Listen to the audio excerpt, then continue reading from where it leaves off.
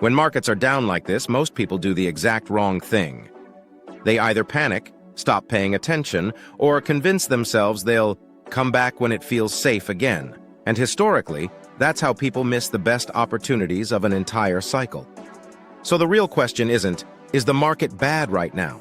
It's, what should you actually be doing while prices are lower and sentiment is broken? First, zoom out. Market downturns are when future returns are shaped. Not when everything is green, not when timelines are euphoric, but when prices are discounted and nobody wants to talk about it anymore.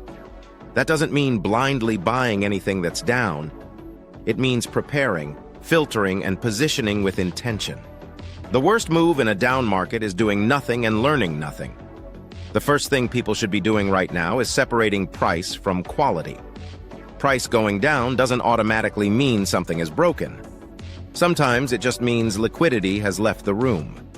In risk-off environments, capital pulls back from everything, even projects that are still building, still shipping, and still seeing real usage. That's why this phase is about research over reaction. You want to be asking better questions. Is the project still active? Is the ecosystem still being used? Is liquidity still there? Are developers still building when Twitter goes quiet? That's how you avoid buying narratives and start focusing on substance. Second, this is a time for watch lists, not FOMO. You don't need to deploy everything at once. You need to know what you would buy, why you would buy it, and what would prove you wrong. Down markets reward patience and planning far more than speed. This is where discounted prices matter. When quality assets get sold off alongside everything else, the risk-reward equation changes. You're no longer buying excitement. You're buying time and asymmetry. Take something like SUI. It's not about whether it pumps tomorrow. It's about whether the ecosystem keeps showing real activity, whether builders keep shipping, and whether usage survives this quiet period. When prices are lower, you're not buying hype. You're buying exposure to future growth if that growth continues. Same idea with something like DJI 6930. Smaller caps carry more risk, especially around liquidity, but downturns are also when these assets get repriced aggressively. That doesn't make them automatic buys, it makes them candidates for closer inspection. In these phases, discipline matters more than conviction.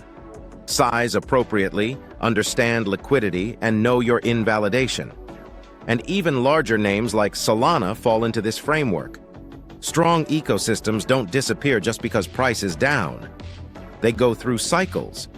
When sentiment is poor, prices often reflect fear more than fundamentals. That doesn't guarantee upside, but it does create moments where long-term positioning starts to make more sense than chasing tops. The third thing people should be doing right now is managing emotions before managing money. Down markets mess with psychology. They make people second-guess good decisions and chase bad ones. The goal here isn't to feel bullish, it's to stay rational. That means smaller position sizes, staggered entries if you do enter, and zero pressure to be right immediately. Markets don't reward urgency in these phases. They reward survival. Fourth, pay attention to signals, not opinions. Ignore the loudest voices. Watch what actually changes beneath the surface. Are stablecoins holding up?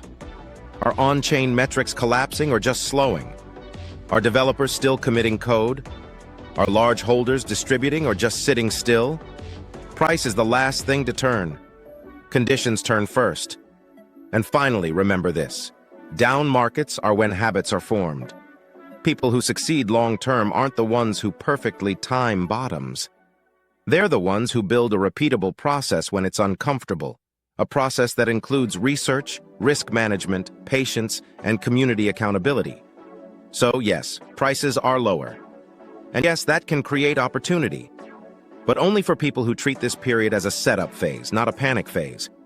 This is the time to build watch lists, refine theses, understand risk, and position slowly. Not to chase, not to guess, and not to disappear. Because when the market eventually turns, and it always does, the people who win aren't the ones who suddenly showed up.